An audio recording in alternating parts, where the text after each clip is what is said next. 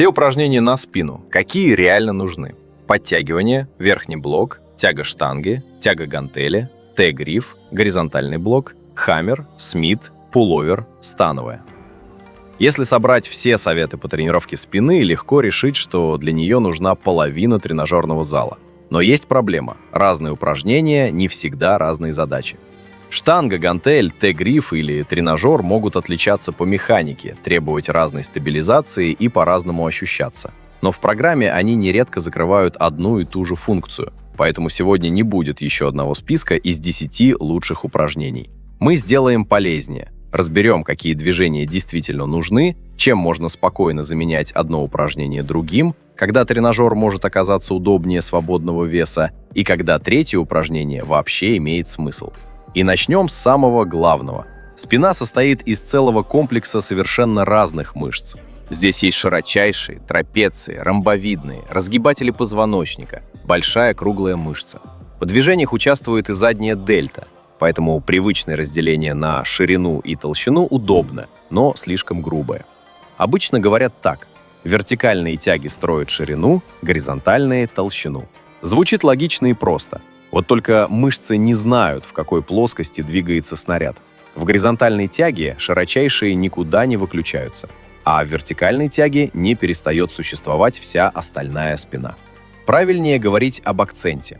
Вертикальные тяги дают нам удобный способ серьезно нагрузить широчайшие. Горизонтальные тяги тоже нагружают широчайшие, но дополнительно дают больше возможностей работать с мышцами средней и верхней части спины. И если убрать десятки названий упражнений, основа становится удивительно простой. Нам нужны две большие задачи. Первая – потянуть сверху, вторая – потянуть к себе. А все остальное мы будем добавлять только тогда, когда поймем, зачем. Начнем с тяги сверху. И здесь сразу вопрос, из-за которого наверняка кто-то уже готов идти в комментарии. Подтягивания обязательны? Нет. Подтягивания – отличное упражнение, однако не стоит возводить их в ранг незаменимого упражнения, без которого широчайшие отказываются расти. У нас есть подтягивание, есть верхний блок, есть рычажные вертикальные тяги, есть односторонние варианты. Механика у них не полностью одинаковая. Где-то больше требований к стабилизации, где-то проще дозировать нагрузку, где-то удобнее работать каждой рукой отдельно. Но в программе они могут закрывать одну и ту же базовую задачу – тягу сверху. Допустим, вы хорошо подтягиваетесь. Можете контролировать движение, постепенно добавлять повторения или дополнительный вес, и спина действительно получает нагрузку. Отлично. Вам не требуется дублировать нагрузку на верхнем блоке только ради иллюзии разнообразия упражнений. А теперь другая ситуация. Вы подтягиваетесь 3 или 4 раза.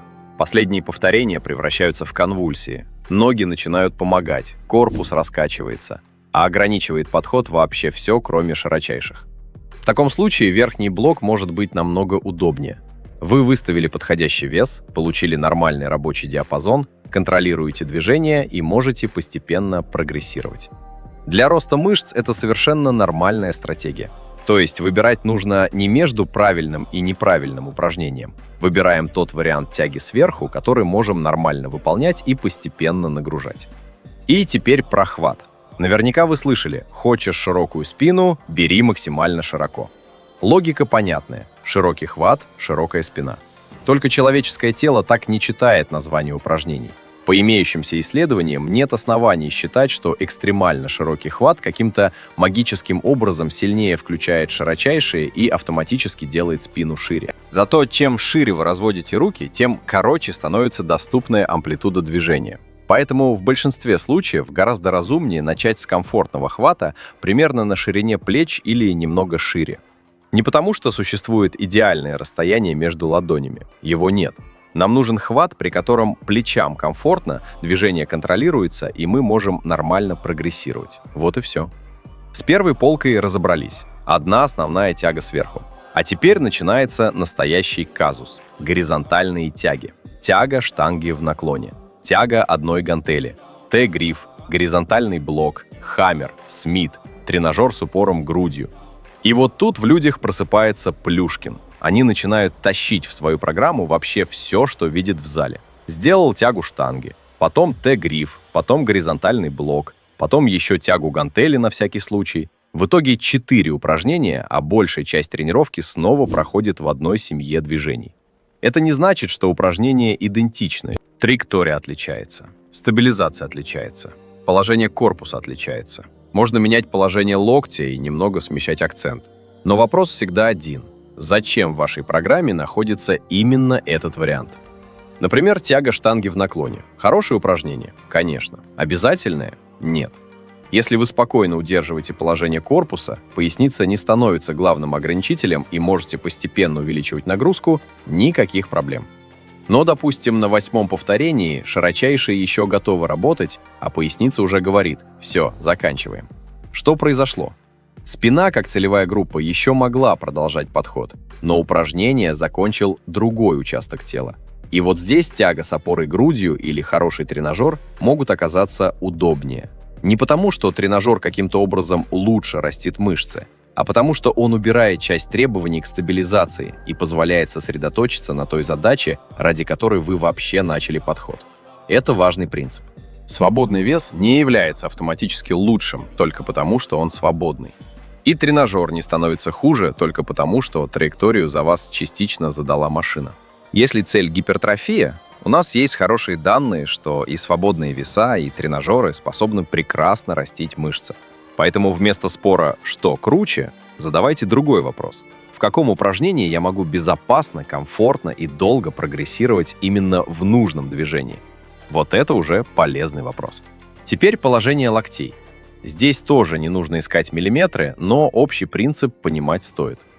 Если в тяге локти идут ближе к корпусу, мы получаем больше движения, связанного с разгибанием плеча, и хороший вариант для работы широчайших.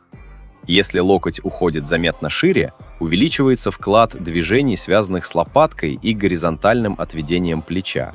Так можно сильнее сместить работу в сторону средней и верхней части спины и задней дельты. Но слово здесь именно «сместить». Не выключить одну мышцу и включить другую. Спина не работает переключателем. Поэтому вместо 5 почти одинаковых тяг нам обычно нужна одна основная горизонтальная тяга, выбранная под нашу задачу и условия. И тут вы можете спросить: хорошо, получается всего 2 упражнения, одно сверху и одно к себе? Для основы очень часто да. Но теперь начинается самое интересное. Третье упражнение нельзя выбрать, пока мы не знаем, чего вам не хватает. Допустим, широчайшие получают хорошую работу, но вы хотите больше внимания уделить средней и верхней части спины. Тогда имеет смысл добавить еще одну тягу с другой траекторией, например, high row или вариант горизонтальной тяги, где локти идут шире. Здесь уже появляется конкретная причина добавить упражнение. Не потому, что на спину положено 4, а потому что мы нашли задачу, которую первые 2 движения закрывают не полностью. Другой вариант. Широчайший хочется нагрузить дополнительно, но после тяжелых тяг бицепсы и предплечья уже прилично устали. Вот здесь становится интересен Straight Arm Pull Down или тяга верхнего блока прямыми руками. Локоть почти не сгибается, поэтому сгибатели рук участвуют гораздо меньше, а основное движение происходит в плечевом суставе. Хороший инструмент. Но обязательным третьим упражнением это его не делает. Если широчайшие уже получают достаточно качественные нагрузки и прогрессируют, добавлять пуловер только ради галочки смысла нет. И раз уж заговорили о пуловере. Пуловер – грудь или спина? Ответ, который обычно всех раздражает, зависит от варианта и исполнения. Широчайшие действительно способны участвовать в этом движении. Но классический пуловер с гантелью не является каким-то уникальным секретом роста спины. И тем более он не расширяет грудную клетку в том магическом смысле, который иногда приписывают старой школе бодибилдинга. Если нам нужен вариант с практически прямыми руками именно для широчайших, блок часто просто удобнее. Сопротивление легче сохранить на большей части рабочей амплитуды. Но опять же, это дополнительный инструмент, не основа программы. И теперь упражнение, без которого старые программы на спину иногда вообще не начинались. Становая тяга. Вот сейчас кому-то будет больно. Становая не обязательно для большой спины. Обратите внимание, я не сказал, что становая плохая. Это прекрасное упражнение для развития силы и задней цепи. Она серьезно нагружает разгибатели позвоночника и требует большой работы всего тела. Но если ваша конкретная цель – гипертрофия широчайших, становая не заменяет ни тягу сверху, ни нормальную горизонтальную тягу. Это другая задача. Поэтому представьте человека, который уже делает румынскую тягу в тренировке ног. Его разгибатели позвоночника получают нагрузку. А потом, в день спины, он обязательно ставит классическую становую, только потому, что спина без становой не считается. Зачем? Если есть конкретная цель развивать становую, конечно. Если отдельно не хватает работы разгибателем, тоже можно подобрать соответствующее движение. Но если эта задача уже закрыта в другой тренировке, дополнительная тяжелая становая не становится обязательной просто из-за названия мышечной группы в расписании. И это подводит нас к главной схеме всего ролика. Если хотите собрать тренировку спины, не начинайте со списка упражнений. Сначала выберите одну тягу сверху. Подтягивание, верхний блок, рычажная тяга. Тот вариант, в котором вам удобно работать и прогрессировать. Потом выберите одну основную тягу к себе. Штанга, гантель, Т-гриф, горизонтальный блок, тренажер с опорой грудью. Снова выбираем не самое модное упражнение, а то, которое подходит вам. А потом задайте один вопрос. Чего мне еще не хватает? Нужен дополнительный акцент на средней и верхней части спины. Добавляем соответствующую тягу. Нужна дополнительная работа широчайших, почти без сгибания локтя. Можно использовать тягу прямыми руками. Разгибатели позвоночника нигде больше нормально не тренируются. Тогда имеет смысл отдельно закрыть и эту задачу.